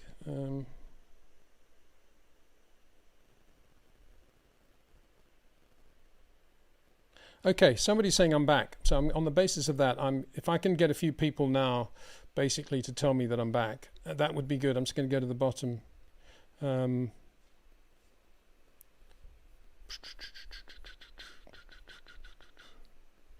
It's very annoying, this, isn't it? It's difficult for me to tell if I'm actually live or not. So if somebody can let me know, that would be good. And now... Okay, live is good. All right, I can't see it on the YouTube channel. That's the problem. But anyway, I'm assuming I'm live now. Thank you. What happened was we had all the power just went down, vroom, like that, the whole thing, the lights, internet, the whole thing. So there you go. Sorry about all that. Anyway, I think I'd kind of finished talking about what happened with the US F1, which was basically we just had no time to do anything. It was ludicrous. We had to do a new factory, a new car, crash test the car, and do everything in 9 months. So, thank you very much. Right, Kano Light Racer 5. Would you say Seb's more open mindset would help him to adapt his driving style? He also seems genuinely interested in opinions of experts usually, so why not try to make Rob and Seb meet each other? Yeah, I find that, I've obviously introduced a lot of drivers to Rob over the years. I find that drivers tend to say, yeah, great idea, and then do nothing with it. There's a few young guys in F3 and F2 that's happened with recently, and I get a bit discouraged really, because I think what is wrong? Why they're not following through with this? So, I think if you're talking about Sebastian Montoya, then I can't imagine Juan Pablo would think it was a good thing, because he would be about the last guy in the world that would ever have gone to Rob Wilson, because he thinks, I imagine he still thinks, you drive a race car the way you want to drive a race car, and if you don't have the talent, you don't have the talent, and get on and do it. I would imagine that's how Juan Pablo thinks. So, but I do think Sebastian Montoya has a lot of potential. He's a very nice guy, actually, very nice guy, and very well balanced and very interesting guy as well. As I say, shown by his interest in Ollie Solberg. Stefan Jakimovic, greetings. Are short corners a way of looking at sports? In other words, a mindset that extends across all sports, or maybe a way of life, philosophy? Well, there's a good question. There is a very good question. And, short corners are not I can get from A to B faster than the next person if I go in a straight line, so therefore I will do the same thing with my business methodology. It's not that. But it does require a certain amount of sensitivity and creativity. In my experience, and I'm talking Nigel Mansell, Carlos Reutemann, two great short corner drivers that I know very, very well. The common characteristic between those two is their simplicity of mind, by which I mean their ability not to confuse the important with the unimportant in terms of driving a racing car, what is important and what isn't. And their immediate assumption of what they are able to do with the car in order to create the positioning and the weight transfer they want with the car. It's not an issue about which they even need to talk to their engineers about. They just know they can do it. And I know that Michael was like that from chatting to his engineers over the years. And I'm sure Max is like that. I'm sure the Red Bull engineers now, when Max says, I just need more front end, I'm sure they've given up saying to him, but if we do that, you might have an unstable rear, Max, because they know that he wouldn't be asking for it unless he knew he could deal with the unstable rear. And it's the same was exactly the same with Carlos and Nigel.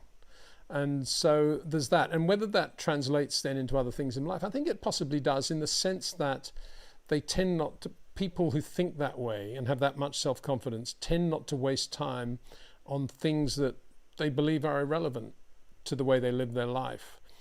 And so, that'll be done. They probably have a very clear thought process in terms of everything they do. In terms of other sports, I mean, certainly in rallying, what we saw it with Ollie Solberg. There's no question that Ollie Solberg was getting more out of the Hankook tyres because he was leaning on them less. And he had to do that anyway in Rally 2, because the car in Rally 2 carries much less downforce, it's much lighter, it's bouncing all over the place. So you've got to be a lot more in line with the Rally 2 car. And so he was doing the same thing with the Rally 1 car and getting a lot more out of the tyres. He was just managing the tyres really well compared with everybody else. And that was a big lesson, I guess, for everybody else. But it's quite difficult to come back from something once you've been doing it for a while and winning rallies with that style, as is the case with the current Rally 1 drivers. So I think it has a direct relationship to rallying. It has a direct relationship to skiing for sure, in terms of not slowing down the path too much, just having the right amount of slide, and then getting to a rotation point, which is the correct one for the straight exit. Definitely skiing.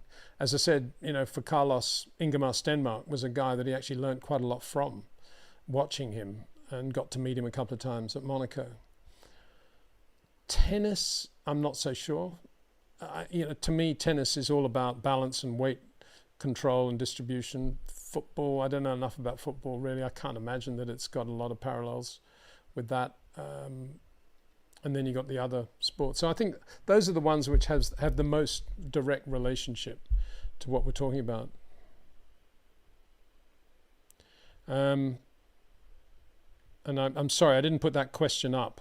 That was the question. It was a very good question from Stefan Jakimovic. Cano Light Racer 5. Would you say Lando is criticised too much for being self-critical? As he is self-critical in this situation, he'd develop more, as he is in a different situation than Max, and also has a different mindset. I think anybody that criticises Lando for being self-critical has no clue about racing or life, to be honest, because the only way you can improve in life is to be self-critical. You also have to have a lot of auto-suggestion. You need to be very self-disciplined, but you also, in order to maximize that, you've got to be self-critical. And Lando is refreshingly, I think he's more self-deprecating than self-critical, actually. And I think there's a difference between the two, and some people confuse them. I think he is possibly self-deprecating too much. Oh, well, I didn't do that very well, and, Max is so good, or Oscar's this. And there's a difference between that and saying, oof, what Oscar's doing into Pouin is something I've got to learn from. They're two different things. And I think I think he is a bit too self-deprecating. I think he needs to be a little bit more in charge of his side of the garage, and his way of doing things is the right way. But at the same time, he needs to be very self-critical, perhaps even more self-critical than he is, if I think about the way you phrase the question. And Max is self-critical, Lewis is self-critical, Charles is self-critical in terms of their techniques. And I think Isaac Hadjar is too, much more than, say, Liam Lawson is, for example, or Carlos Sainz. So, I think Lando though is capable of doing what Ollie Solberg did, because Ollie is just doing it his way and driving the way he wants to drive the car. And I think Lando has that sort of slightly free-thinking way of operating too. And you don't see him being too restricted by what the engineers want him to do. So that's a very positive side of Lando's character, I think. Trailbreak 3 says, I remember his dad, Peter Solberg. Yeah, well, his dad, Peter Solberg, really quick. Very, very good driver. And indeed, one of the few rally drivers to do days with Rob Wilson and benefit from it. When he was doing a lot of tarmac stages, he came over to Bruntingthorpe and did several days with Rob, and speaks still very fondly of Rob and everything that he learnt from Rob. Sticky Ding Dong, who we started with. He's back. Hi there. Probably never been away. Unlike me, heard that interlude with the power. Hi, Peter. Do you have any insight into why Heinz-Harald Frentzen struggled at Williams in 1997? He'd be considerably more relaxed and efficient in the Jordan post-Williams as he was in the Sauber. Do I have any insight as to why that was?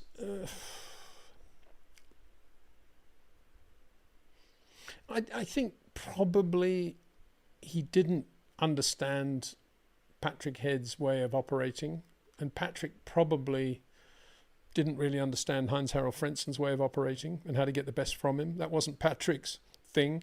It was just like, drive the car, get on with it. Kind of. I'm exaggerating slightly, but I think that's how Frentzen probably saw Patrick. And I think it was more that than anything else. I mean, Frentzen was very good, very, very good. And how short a corner driver was he? How efficient was he? I would put him... I think he was as good as... I was going to say as good as Lando, about like Lando. I'm not sure he was quite as free with the car as Lando is. So I'll take that one back a little bit. But let me think about it. I would say he's at least as quick as Carlos Sainz, if not quicker, on his day. Slightly more efficient, slightly less road being used. So we put him in the Carlos Sainz pace bracket, and it showed that in terms of results. But I just think the environment at Williams at that point was not conducive to a guy like Frentzen, who was fairly withdrawn and fairly, kept things to himself. I just don't think he wasn't particularly confident really in the team. I don't think he felt that, that relaxed. Which is an important thing, if you're not relaxed in the team, it does affect you after a while. Kano Light Racer 5 again. Do you think you could learn new things about driving styles after the ground effect era? Especially, what do you think of Max, Charles and Lewis? I know you love to talk about their styles. Well, we talked about styles a lot in this show, haven't we, already?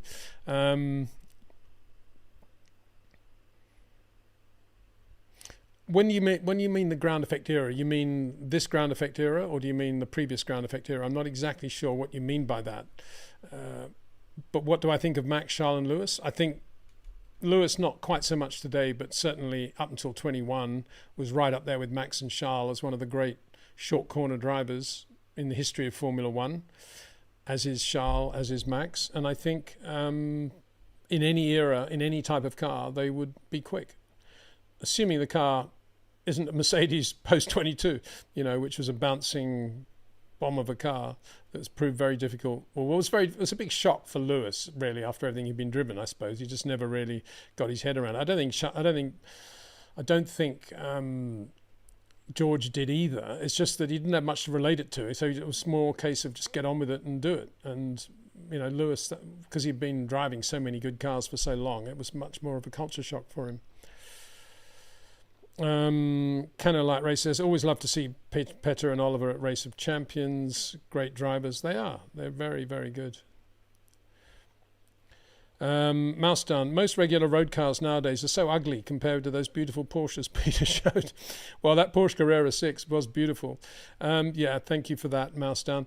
I was chatting to Jack about this. Why is it? I mean, I don't know if it's my imagination or what, but when you look at sort of mass manufacturers like Renault, or I don't know, let's not put Toyota in there, but we'll say Renault and a couple of others these days, when they do their full electric cars, they're actually slightly nicer styled than the ICE cars, the internal combustion engine cars, in terms of usually the front, the rear, the lining, maybe the interiors, the lines. Why is that? Do they just think, oh, well, this is the electric cars are so boring, we've got to make them look really nice? Is that what's going on? Or is it that, I don't know what it is. Is it that they've actually got less that they have to design around because there's not a big engine there and therefore they can do more with the line of the front and this and that? Or is it that the batteries that they carry are easier things to design around than engines? I don't know. It's just weird, isn't it? You see a nice looking, I don't know, whatever it is, Kia, and you think, oh, that's quite a nice looking car. It turns out, oh, that's electric. Oh, okay. But why is there so much emphasis on design with electric cars? It's good to see, but it just shows what we've been missing from all the internal combustion engine designers for the last 10 years or more. Cano Light Racer 5. Do you watch the Race of Champions? By which you mean, I think, the current Race of Champions, not the Race of Champions as it used to be at Brands Hatch, correct? So I've been to many good Race of Champions at Brands Hatch, that's for sure. But I think you mean the current one. I haven't actually seen any recently. I went to a couple, covered them for TV and so forth, and I was there when Heikki Kovalainen won it. Yeah, I love it, actually. I'll try and get to it. We'll certainly watch it, this coming one. Cano Light Race 5. There you go. Proving my point. Mouse down says it's timeless. Even the electric ones like the Taycan are looking great. Yeah. I suppose they're saying, we're Porsche. So sorry we've got to do an electric car, but at least we'll make it look nice. Is it that? At least Porsche have got quite a lot of normally aspirated engines around there still, haven't they? Is it too? I just joined, but did you talk about Max? I don't think you missed too much, mate, because we spent about 10 minutes trying to get the feed going. Well, I did anyway, not knowing if we'd lost the feed or not when the whole caboose went down with a power cut here. Anyway, there we go. Big Al Nowitz says, I can't wait for Spa. Good. Hi, Peter. Do you know whatever happened to the Times reporter Keith Botsford, whom was once on the excellent document Toys for the Boys? It's a very good question. I was thinking about Keith not so long ago. I hope he's still with us. Absolutely brilliant writer. Use of the English language was as good as anyone that I've come across. Very, very good writer. Had his own way of understanding Formula One. Came in the mid-70s. At a time when James Hunt was on the rise, and immediately started referring to him as Master James in everything he wrote for the Sunday Times, which I always thought was a little bit odd, and he had a few other bits and bobs, a bit odd, but in general, wonderful turn of phrase. And I learnt a lot from Keith about life and about writing and other authors and who to study. Paul Theroux is an example of a writer that whose works I've only been reading because of Keith Botsford. And another was Saul Bellow, actually. I'd never even heard of Saul Bellow until Keith Botsford recommended him to me. Humboldt's Gift, I remember him saying, you've got to read Humboldt's Gift. And I used to talk to him a lot about Tom Wolfe and the style of writing that Tom used in sort of free prose thought writing, which the new journalism, as it used to be called. We used to talk a lot about that. And I visited him once in South Kensington in London, just to go and chat with him and have dinner. And I went up to his house, and he was wearing his apartment, and it was a fairly small apartment. He was wearing a sort of smock thing, like a sort of Aztec smock from Peru, and he was cooking a big saucepan of stew on the thing. It turned me off a little bit, I've got to say. He was bohemian, I think is what I'm really getting around to saying, very bohemian. And yeah, I used to have a lot of fun with Keith Botsford. He put me in my place, that is for sure. And I felt like a very poor writer whenever I was anywhere near Keith Botsford. I don't know what happened to him, and I just hope he's well and doing well today, but I just don't know. I think we just had a nice super chat come up. Let me just have a look at that one. Here's one. So this is from Cameron. Fries with mayonnaise. How could one be so cruel, Peter? Well, believe me, it's almost impossible not to have the mayonnaise with the fries at Spa. It is the thing, especially at the Master King. It just, I can't imagine anybody has ever had fries without mayonnaise at Spa. And once you've got used to it, it's actually very difficult not to do it every time. And it's also the size of the fry as well. It used to be quite a thick, juicy fry. It can't be sort of McDonald's things. Mousedown says, honestly, I think the McLarens are this good on merit, and with the Merc engine in there, I expect them to remain the dominant team under the next regs. Well, yeah, there you go. So there's somebody already thinking in 26 with the fully electrified engines, power units, that McLaren will still be there. Difficult to see them going off the boil, isn't it? I agree with you. But you would imagine the Mercedes factory team by now should be able to at least be as good as their customer operations, if not better. And so we'll see what happens in 26. But going into Spa, I think with the changeable weather, and if it is dry in qualifying and it's wet on Sunday, the one team that will do a very good adaptation for that will be McLaren, as we saw at Silverstone.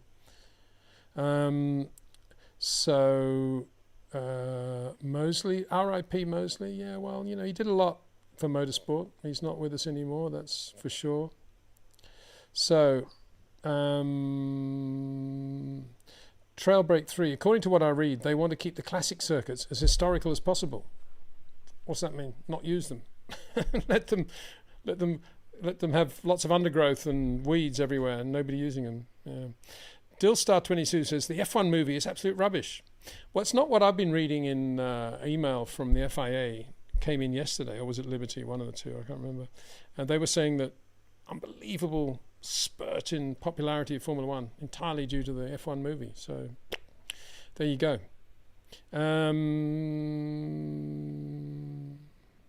So Trailbreak 3 says, I love Brands Hatch. Yep, there you go. So we need to bring circuits like Brands back into the calendar by having them built in proper places. What do you think of Assen instead of Zandvoort? Maybe wrong. Isn't Assen where Mick Doohan had his big shunt? I may be wrong there. Something like, somewhere where we never race Formula One. I know that. Anyway, I'd love to see Jack Doohan back in that car. When's that going to happen? Come on, Flav. What do you think of Assen instead of... I love Zandvoort. I think rather than accommodate the Formula One paddock area, I think the Formula One paddock should accommodate circuits like Zandvoort, and everybody has to bring Winnebagos rather than huge big motorhomes and fit into the paddock, because Zandvoort's such a great traditional circuit. It's no good saying the circuit's too small for the cars and the industry. We've got to fit the circuits. Punctured ball. Put in a working plan. Go for it, Peter. You're the man to do it. I think this is to build the Nurburgring in the middle of the Sahara Desert. Well, there you go. So here we go. Review. Would you say Hamilton is the late breaker? Does he break the latest? And would you say that this is recommended? Can you expand how his style changed after 21 and how much impact it has? No, I would say Lewis has never been a late breaker. He's always been a very, very efficient breaker. And sometimes that's resulted in him being able to brake later than his teammates, for example, in which case they may say, well, he's a late breaker. But he's only braking late because he has incredible feel for the brake pedal pressure and when to apply it after the initial pressure, and how to feel the right point on the road and which to be really solid on the brakes. And this showed through against Kovalainen and many other teammates at McLaren. He doesn't set out to be a late breaker. He sets out to brake as late as he needs to brake in order to have exactly the rotation he wants mid-corner and to lead into that rotation point with a short corner. So that's how he does it. And again, also to repeat the point, if you are a shorter corner driver and you're extending the straight a little bit before you're starting to really slow the car down, let's say you're just feathering the throttle slightly and then you're slowing the car down, it will look as if you're braking very late because you've actually extended the straight. But in terms of what he's doing in his own bubble, he's not actually braking late to the point where he's got any sort of instability or locking up or anything like that. Of course, he has lockups like everybody, but that's more a tire temperature thing than anything else. So that was that. But I think the other part of your question, what happened after 21, I think after 21, he found he just didn't have a front end around which he could drive and have this sensitivity and this feel to lead up to a rotation point. And on top of that, he had lots of bouncing on the straight and going into the corner. So he just felt all over the place in terms of being in the cockpit and then not having any feel for what the car was doing. And all he did from that point on was just focus more on just braking in a straight line and obviously trying to brake as late as possible within the realms of not destabilizing the car any more than he needed to and relying still on his very good brake pedal pressure feel, and then turn in a little bit wider, just trying to make sure, well, we got all that weight transfer done. Now we'll set some more weight transfer into the car, some more load into the car, and we'll try and separate them so that we don't overload everything the car is doing, and we'll try and break it down. And that's what he's still doing. I think, as I said, I think at the British Grand Prix, there were signs that he was starting to get back on top of how he used to drive again. But again, we'll see in the upcoming races. I think Hungary will be a real litmus test for Lewis in terms of how he's driving now. But that's what he did post-21 when the Mercedes was so bad. And once he got into that, I think because of all the road dust he's got on him as a driver anyway, he became quite reluctant, to put it kindly, to want to get away from that, because at least that was allowing him to sort of finish races and occasionally win the odd race or two and be there and get some results. Whereas before that, using his normal technique, the car was just all over the place for him and he couldn't drive it. That's what I see it. Trail Break 3. What are your thoughts, Peter, on the return of the flat four for 26? Well, what we're saying is not having the ground effect, and I don't know, until we see it. I don't think we've got enough detail yet of what it's going to be like. Obviously, a big question is how much turbulence and backwash there'll be from the car in front and what that will do to the front of your car. Maybe it's better, maybe it's not. To me, it's all about the size and the weight of the cars these days as much as anything else, and I think they're going to be even heavier. And from what I understand, at the moment they're going to be just as big, if not bigger. They are looking to go to smaller cars for, I don't know, 28 or something. But I don't have any more thoughts than that, really, other than that there are quite a lot of things that they need to be changing, in my opinion, in order for them to become really efficient, nice Grand Prix cars again. Ashish Jain, do you think short corners apply to other motorsports? I noticed in MotoGP, the 8-time world champion Marc Marquez corners being noticeably shorter, especially the left-handers. Yeah, I mean, I didn't mention MotoGP when I was answering this question earlier, because I don't really know enough about it, other than that if you're over 45 degrees angle, well, 45 degrees is 1G, isn't it? So I'm always thinking 1G, not a lot, but I know how much skill is involved. And if you've noticed that, then obviously we need to add MotoGP to our list of corners where you can just get in early and get the bike rotated. My mind boggles at the thought of how you would actually do that and how much talent these guys have. I don't even want to go there really, because it's so impressive what they do in terms of the pictures. So amazing. We've got a live chat here. I don't see how to bring it up here, but I'm sorry, a super chat. It says it's from Octay Yilmaz. Thank you very much for that, by the way. Hi, Peter. Considering Max has 65 wins and 44 poles, 34 fastest laps, and 117 podiums, where do you think he will be finished at rankings? Oh, he'll be blowing everybody away. Only because he'll be racing for longer, with more races per season than anyone before him, and in a safer era. Touch wood. So, yeah, of course, you can't really relate those numbers to, I don't know, one Manuel Fangio, who raced in some years when there were like 4 or 5 rounds of the World Championship, and in any given Formula One year, I don't know, 3, 4 Formula One drivers would be killed. How can you relate Fangio's era with a different point scoring system to Max's era? You can't. So the numbers are just numbers. They're impressive when you read them out like that, mate. Unbelievable. Just feel like, going out and having a shower, don't you? It's just too much. But yeah, you can't compare them. And he will go on because, as I say, it will be, in theory, it'll get safer, and there'll be more races probably, and he'll go on and have even more. Trail Break 3. Lewis never ran another driver into the wall. Different drivers, in my opinion. Yeah, oh yeah, and that we're not talking about how they were on track. I think it's Michael versus Lewis. Nothing to do with their TrackCraft. Obviously, that was not the question. But if you wanted to have that question, yeah, Lewis, much cleaner driver than Michael Schumacher, no doubt. Trailbreak says he misses Mr. Braun. Yeah, I'm sure. Well, we all miss Ross, who's hopefully at this moment fishing and having fun. Trailbreak 3 says Michael was never the same when he returned to Formula One from racing bikes. Well, isn't that because he had a massive shunt on one? I think it was that. Wilf's Wanderings. Hi, Peter. Hope you're keeping well. A random thought on Jim Clark, please. Random thought on Jim Clark. Well, he liked ice cream. I've got several photographs of Jimmy going back to Riverside 65 Can-Am race, eating an ice cream, to Monza 67, eating an Italian gelato. In a cone, cornetto, just one cornetto, and in between a couple of others. So yeah, I think Jimmy quite liked his ice cream, especially when it was a hot day. There you go, as a random thought.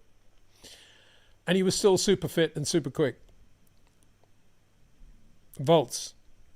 Did you ever see Oscar beat Lando go-karting on Lando's channel? Do you think this is the same weight as the Yuki Lawson dirt truck challenge? Oh, okay. No, I haven't seen that. And it's good old, if it is true, well, I'm sure it is if you're saying it, good on Lando for putting it up there. It's his channel. Why would he put it up there? But anyway, his channel. Depends what sort of comparison it was and how serious they were, I guess. So I haven't seen it, so I can't really judge. But in terms of the Yuki Liam thing, it was, even though it was a promotion for Red Bull, it was actually reasonably well done, wasn't it? You know, they had the two regular drivers coaching them, and they had enough time, and they had the stopwatch, and everything was equal. And so, you know, it wasn't much argument at the end of it. One was quicker than the other. The karting, you never really know what was going on there. But, and I think with karting also, you need to, I don't know how much difference there would have been in weight. It's so important, weight in karting, isn't it? And whether they same weight karts, all the rest of it. Probably, knowing Lando, but anyway. No, it's a good point. Haven't seen it. And if he did, yeah, there you go. Maybe that's something Lando should be looking at.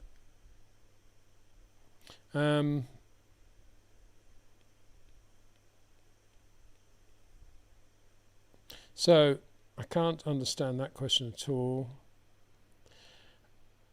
Max Woe says, hi Peter, what would you say about the difference in driving styles between Moss, Clark, Stewart, based on Rob Wilson's short corner philosophy? How have you things developed since?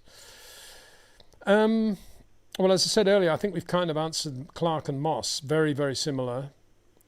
For me, Jackie was slightly less of a short corner driver than Jim Clark. Slightly less, but not much. And I suspect that's possibly because he drove more difficult Formula One cars than Jimmy. If you think about, I mean, the 65 BRM was a beautiful car, but the 66 and 67 H16 was a dog of a car. And Jackie would have been a bit like Lewis in 22, a bit shocked at that car. Still drove it very well, but had to sort of enlarge his sweet spot just to get the thing over the line.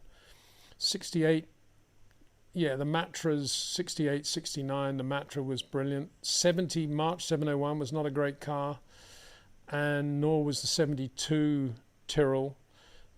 The 73 Tyrrell, quite short wheelbase. I remember Emerson Fittipaldi saying after the 73 Brazilian Grand Prix, when I think Jackie finished second, he said that was as good a drive as you're ever going to see from anybody. With a short wheelbase Tyrrell, dirty as it was, over the bumps of Interlagos, for Jackie to finish second was just an amazing drive. So I think Jackie had a slightly bigger sweet spot than Jimmy. But having said that, Jimmy was so adaptable from car to car, whether it be Formula 2 car, touring car, sports car, Lotus 40, Lotus 30, Volstead USAC car, leading at Riverside or running second. You know, Jimmy had it. So I would just say Jackie was slightly less short than Jim. But and as how have things developed since? I don't think much has changed in terms of that philosophy. It's just that, if anything, I think the modern or the current technology and data acquisition has removed even more the ability of young drivers to be able to see the benefits of short corners, because they're looking at so many other numbers, most of which are not important, that they're covering any shortcomings they've got with an engineering, numerical, digital solution that actually doesn't get to the heart of the problem, as we see, as drivers continuing to make the same mistakes race in, race out.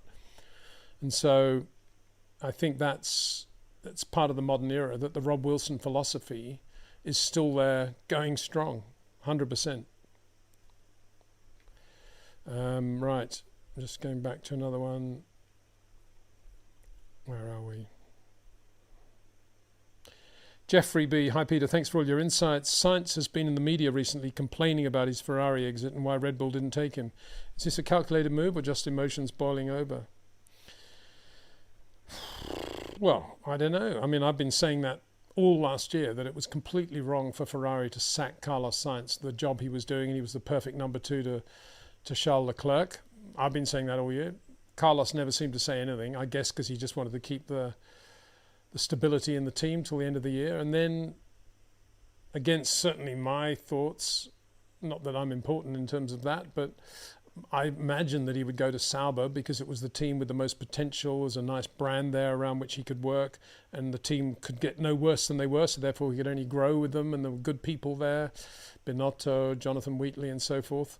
But he went to Williams, which was always going to be a rat race, having Alex Albon in the other car, because Albon is so good. He's very good. And Williams are a bit of a faceless team, only be as good as they are.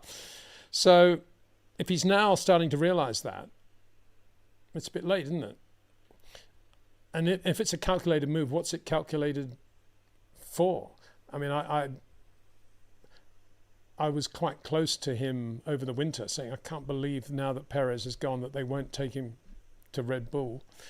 And the answer was, there's no way he's ever going to go to Red Bull, and we all know the reasons. So I'm assuming it's Max saying he didn't want Carlos in the other car. So I don't think anything would have changed now. Apart from if Max leaves Red Bull, then obviously I would say Carlos would be a guy they should be looking at.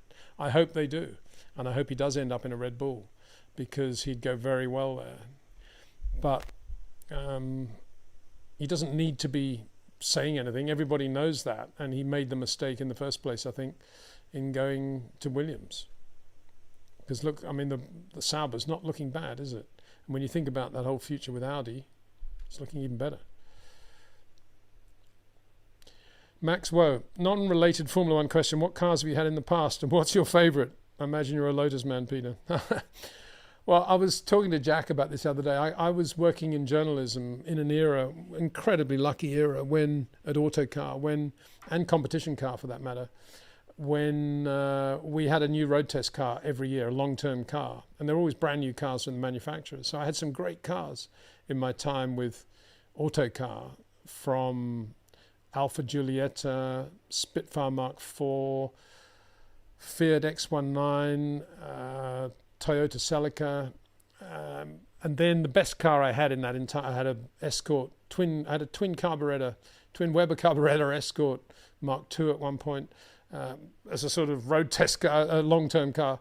And then I had a 131 Sport Fiat orange with black wheels, which was my favorite car of all the ones I had in that period. Loved that car. And that's the car that in a wet Brands Hatch one day I was with Carlos, and he did a few laps with me in that car and just loved it as well, the road car.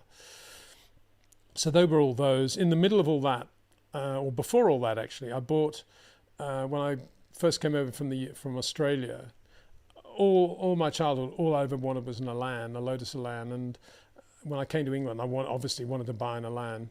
And I bought one in 1974 when I got my first real job at Competition Car Magazine.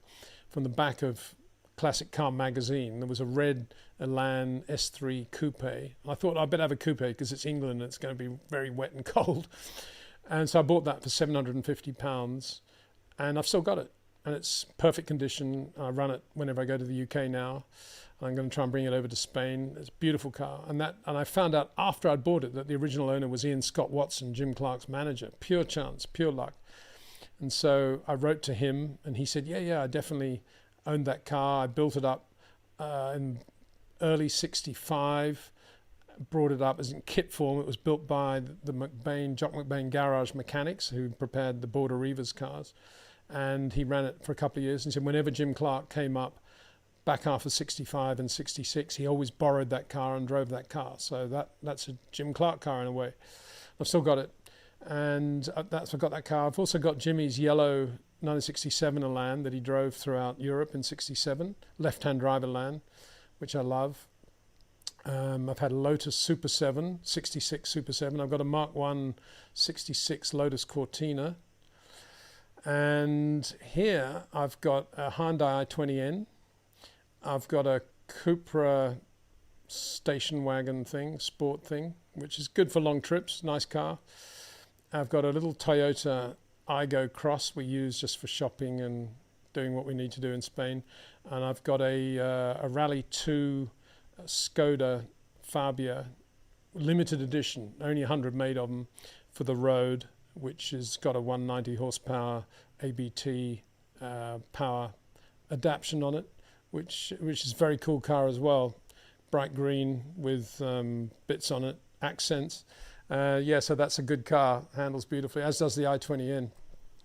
So very lucky. Yeah, got lots of nice cars, and never really know from one day to the next what to drive. But yeah, some great roads in Spain. Love it here. Always obey the speed limit, of course. Trail Break 3 says, recommendation for Spa, bring an umbrella. Max Woe. Peter, one more question. Could you do a video with Rob Wilson actually explaining what short corners are? So I think a lot of people are confused about what you mean exactly. I've seen others ask the same thing. Yeah, I can do. I've done quite a lot with Rob. If you look at my channel, he does explain a lot of that in that, and I've done videos as well explaining it. I'm not sure I can explain it any more than I have, except that on some days my brain is perhaps working a little bit better than others, and so I could do that. So, yeah, it's getting to be that time when I think we've almost had enough. I feel quite lucky that we've survived this live stream without any more power failures, if that's the...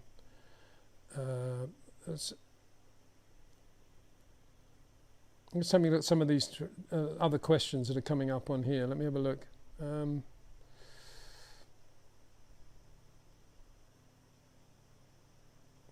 So there's a question here. I don't think this is from 413 Tomaco Road.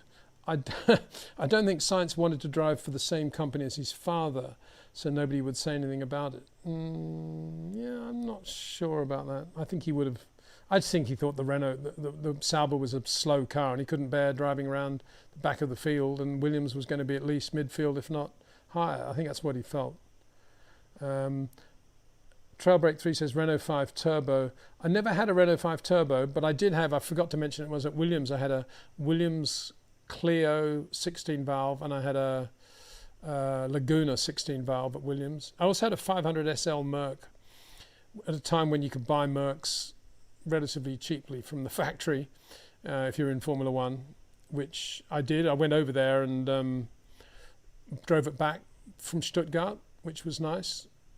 At the same time, Adrian bought one too, and we brought the two over. That was good fun. So those Mercs were nice. Probably lots of other cars I've completely forgotten about, but anyway, there you go. I had a BMW. That's that 318i in the Autocar days. I loved that car too. Beautiful car.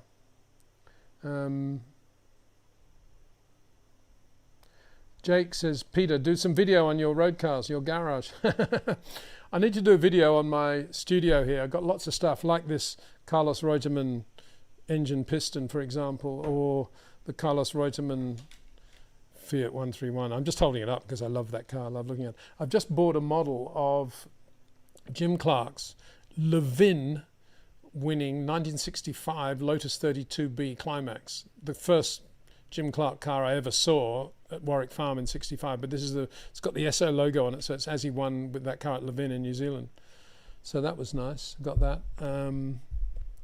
So anyway, there we go. See if there's any more coming up here. I don't think so. It seems to have jammed now, this chat thing, and I'm looking at the chat. There's a lot more questions on the YouTube channel, but I can't get to them really, so there you go. Anyway, it's 1:30 and I'm getting a bit thirsty, so there you go. What are we doing this afternoon? We're doing... Oh, I'll tell you what, but this car is... I bought this recently, is the Fiat 850 Coupe. This is the car that I drove in Australia, passed my license with on my 17th birthday. My mum had one of these. It was dark blue, ours, with tan upholstery.